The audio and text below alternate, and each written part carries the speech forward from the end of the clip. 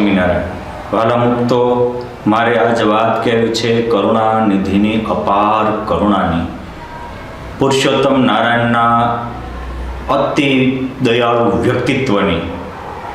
ભગવાન સ્વામિનારાયણ માટે નિષ્કુળાનંદ સ્વામીએ ભક્ત ચિંતામણીમાં લખ્યું છે. સ્વામી કહે છે કે અપાર કરુણા, અપાર ક્રિયા, અપાર દયા છે દલમાં, અપાર ધીર ગંભીર ઘણા, નવ કળાય કોઈના કળમાં, કોઈના કળ્યા કળાય નહીં, કોઈના મનના માપમાં આવે નહીં, બુદ્ધિની બાથમાં ભીડાય નહીં. એવા કરુણાના સાગર એટલે ભગવાન સ્વામિનારાયણ. આ ભગવાનની કરુણા એ બધાનો માટે સમાન રીતે વહી રહી છે. જે રીતે સૂર્ય સર્વને પ્રકાશ આપે છે, જે રીતે મેઘ સર્વત્ર વરસે છે, એ જ રીતે પ્રભુની કરુણા સર્વત્ર વરસી રહી છે. પરંતુ જે દીન થાય છે, જે પોતાના જીવનનો સદુપયોગ કરે છે, એ ભગવાનની કૃપા ત્યાં એના અહંકારના પડદાને તોડીને પ્રગટ થાય છે. આપણી અહમની પટ્ટી ઈશ્વરની કરુણા આપણને દેખાવા દેતી નથી.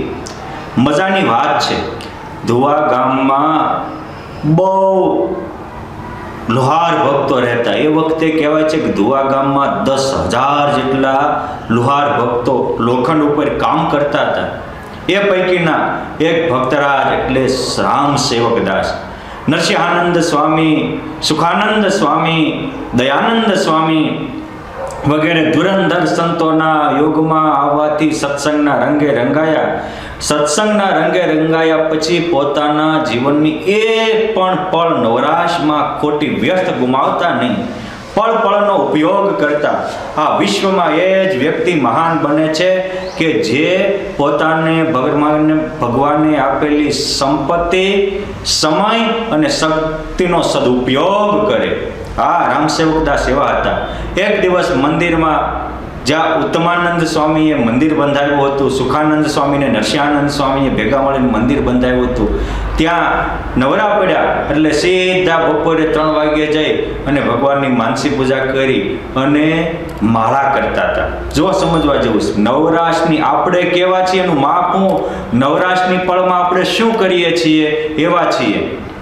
આજે ઘણા એવા હોય નવરા થાય એટલે સીધા મોબાઈલ લઈને મંડી પડે. ત્યારે ઘણા એવા હોય નવરા થાય એટલે ફિલ્મ જોવા જાય. ઘણા એવા હોય નવરા થાય એટલે જ્યાં ત્યાં ફરવા વ્યા જાય. આ નવરાશની પળનો જે ઉપયોગ કરીએ છીએ આપણે માહિલો બતાવે છે. ભગવાન વેદ વ્યાસનું વચન છે, ક્રિયા આશયાન કથયતિ. માણસ બોલે છે એ મહત્વનું નથી, કરે છે શું એ મહત્વનું છે. આજે જો હવે થોડાક સમયમાં બાળકોને વેકેશન પડશે તો જે બગડવાના હશે એ જ્યાં ત્યાં જશે અને વેકેશનનો દુરુપયોગ કરશે, જગતમાં આખા દુનિયાનું કચરું ભરશે. પરંતુ જે સુગ્ન હશે, જે વિવેકી હશે, જેને રિયલી પોતાના જીવનમાં યશસ્વી અને તેજસ્વી બનવું છે, એ તરત ફ્રી થશે એટલે કોઈ સંતનો સમાગમ કરશે, કોઈ સદગ્રંથનું વાંચન કરશે, મંદિરમાં જઈને 5 માળા કરશે, દંડવત કરશે, પ્રદક્ષિણા કરશે. આપણે કેવા નવરાશનો ઉપયોગ સત્સંગ, ભજન, ભક્તિ અને આત્મકલ્યાણ માટે કરીએ છીએ કે આત્માની કઠણાઈ માટે કરીએ છીએ? હા, નવરા પડે કામ કરતા એટલે સીધા મંદિરમાં પહોંચી જતા. અને જે આવી રીતે ભગવાન માટે સમય વાપરતા હોય એની માટે મારો મહારાજ પણ સમય વાપરવા તૈયાર બેઠા છે. એ અપાર કરુણાના સાગર છે. એટલે તો દયાનંદ સ્વામીએ એક પદમાં લખ્યું છે, સ્વામી કે હીરા મોતી મોંઘા કીધા ધનથી સોંઘા, ધાન જોને અમૃત જેવા અમથા પાણી, દિનબંધુના દાન જોને. સૂરજ સર્વને પ્રકાશ આપે, દમડી ન દેવી પડે જોને, વગર બદામે વાય વાયરો. આ કેશવ કરુણા કેવી જોને. કેશવની કરુણા તો જુઓ કે જે જીવન જરૂરિયાત છે એ બધું જ ફ્રી ઓફમાં આપ્યું. અરે આપણે રાત્રે સૂઈ જઈએ અને શ્વાસ ભરતા હોય, શ્વાસમાં 80% કાર્બન ડાયોક્સાઇડ હોય, જે સહેજ પણ જીવમાં વધારે જાય તો માણસ મરી જાય. ભગવાને ફિલ્ટર જ એવું ગોઠવું અંદરમાં કે શ્વાસમાં અંદર જાય એટલે એક ચંદ ક્ષણોમાં જ કાર્બન ડાયોક્સાઇડ કે ખોટી જે હવા હોય નીકળી જાય, કામની ઓક્સિજન લે. અરે બાપ, આપણી હવાની સિસ્ટમ સારું પકડે છે, ખરાબ કાઢી નાખે છે. આપણી બોડી આપણે ગમે એટલું ખાધું હોય પછી સારું જ રાખે છે, બાકી કચરું મળમૂત્ર દ્વારા પરસેવા દ્વારા કાઢી નાખે છે. આપણે આત્મા જેવા છીએ કે કચરું પકડીએ છીએ અને સારું કાઢી નાખીએ છીએ, અને એનું પરિણામ આપણે દુઃખ ભોગવવાનું આવે છે. રામસેવક એવા હતા કે નવરાશની પળમાં નારાયણનું આરાધન અને ભજન કરતા હતા, અને એને કારણે જ પુરુષોત્તમ નારાયણ જ્યારે બેઠા હતા ત્યાં દર્શન દીધા. હે જળહળ જળહળ મહારાજની મૂર્તિમાં જાણે છટા છૂટે છે તેજની, ઉગ્યા કોટી અંદે મૂર્તિ ઝળકતી હતી. માથે 3 છોગલાની પાઘ હતી, સર્વશ્વેત વસ્ત્ર ધારણ કર્યા હતા, હાથમાં ફૂલનો દડો ઉછાળતા હતા અને ભજન કરતા મહારાજે પ્રગટ થઈને કીધું કે રામસેવક, અરે મહારાજ તમે? હા. શું કામ પ્રભુ અચાનક? અરે મહારાજ કે તું મારો ભગત છો, માટે હું તારી રખેવાળી કરવા આવ્યો છું. પ્રભુ શાની રખેવાળી? ક્યાં ચોર લૂંટારા? મહારાજ કે ચોર લૂંટારા નથી, પરંતુ આજથી 1 મહિના બાદ અહીંયા અંગ્રેજોનું શાસન થશે.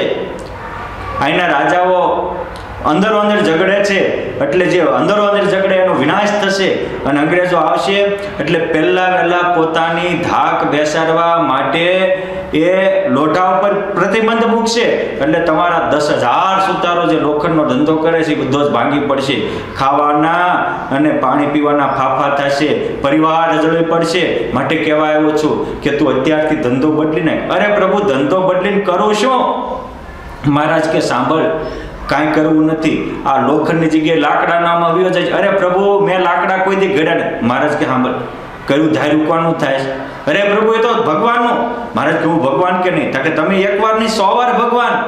તો મહારાજ કહે છે કે કયું ધાર્યું જો અમારું જ થતું હોય તો આજથી અમે કહીએ છીએ કે તું લાકડાનો ધંધો કરવા માંડજે, અને એ લાકડાના ધંધામાં તને લોઢા કરતા 10 ગણો ફાયદો હું અપાવીશ.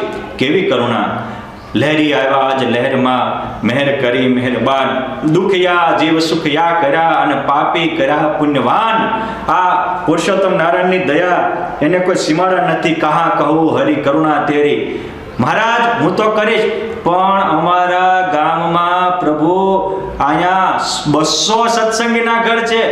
મહારાજ કે ધરણીધરને હોનાનો ધંધો કરવાનું કહે છે, ગોપાલજીને લાકડામાં લઈ લેજે, બીજા જે વિષ્ણુદત્ત છે, નારાયણ દત્ત છે, એને કહેજે કે અનાજનો વેપાર કરે.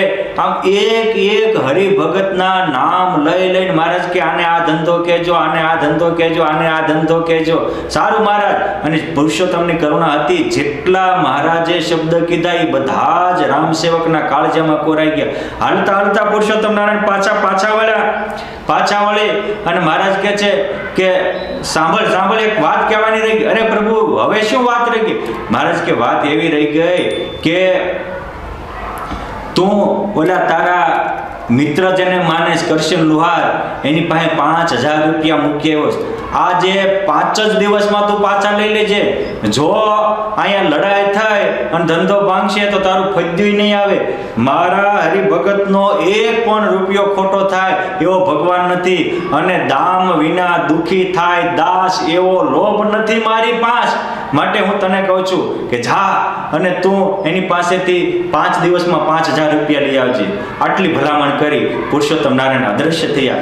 મારી વાત તો સાંભળો, કેટલી ભગવાનની કરુણા! ભગતનો 1 રૂપિયો ખોટો ન દાવા દે. એકવાર એના સત્સંગી થયા તો ભવિષ્યના દુઃખથી વર્તમાન કાળે ઉગારી લે, પરંતુ વિશ્વાસ હોવો જોઈએ. અને પોઈન્ટ 2 કે આ રામસેવક એક સાચા ભગત હતા, અને ગામના બધા સુતારોને રામસેવકમાં શ્રદ્ધા પ્રેમ હતો. સાચામાં વિશ્વાસ એ આપણા માટે જીવનની મૂડી છે. ખોટાનો વિશ્વાસ અધોગતિ કરાવે અને સાચાનો વિશ્વાસ પુરુષોત્તમ નારાયણનો ભેટો કરાવે. જીવતા લાખના મરે 1.25 લાખના કરી દે. સાંજે બધા જ ભક્તો ભેગા થયા. રામસેવકે વાત કરી કે આ સિંહાસનમાં બેઠેલો ચોકલાધારી પુરુષોત્તમ નારાયણ આજ હું બપોરે ભજન કરતો હતો ને પ્રગટ થયા. જો ક્યારે પ્રગટ થયા? મોબાઈલમાં બીજું ત્રીજું ગંદુ જોતા ભગવાન જ પ્રગટ થયા. જગતના કચરાની વાતો કરતા ત્યારે પુરુષોત્તમ નારાયણે કરુણા નથી લાવી. એ પ્રહલાદ હોય કે ધ્રુવ હોય, મીરા હોય કે નરસિંહ હોય, દાદા કાચર હોય કે મોટીબા લાડુબા હોય કે 500 પરમહંસ હોય, જ્યારે પરમાત્મા માટે આપણે કંઈક કુરબાન કરવા તૈયાર થઈએ છીએ, એક પગલું પરમાત્માના પંથે ચાલીએ ત્યારે 99 પગલા આપણે સામે આવી અને કરુણાનો સાગર વરસાવે છે. હા, ભગવાન આવ્યા હતા શું કીધું? સાંભળો ધણીધર, તમારે હોનાનો ધંધો કરવાનો છે. વિષ્ણુભાઈ, તમારે વેપાર કરવાનો છે. સાંભળો બીજા આ કરશનદાસ, તમારે મારી હારે લાકડામાં રહેવાનું છે. મેં એકને કીધું, બધાએ વિશ્વાસ રાખીને માન્યા તો બધાનો બેડો પાર થઈ ગયો. ભવિષ્યના દુઃખથી બધા મુક્ત થયા. અને અમુક હતા એ કેવું એમ ભગવાન આવતા હશે, આ તો આમથી આમ તો પોતાની મોટા આંખમાં એવી બધી વાતો કરે છે. જે શંકા એ મોત છે, શ્રદ્ધા એ પરમાત્માને પામવાનું ઓક્સિજન છે.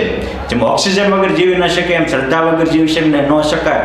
આખા વિશ્વમાં જે કાંઈ સર્જન છે એ પણ શ્રદ્ધાનું સર્જન છે, અને જે કોઈ ચમત્કાર છે એ પણ શ્રદ્ધાના ચમત્કાર છે.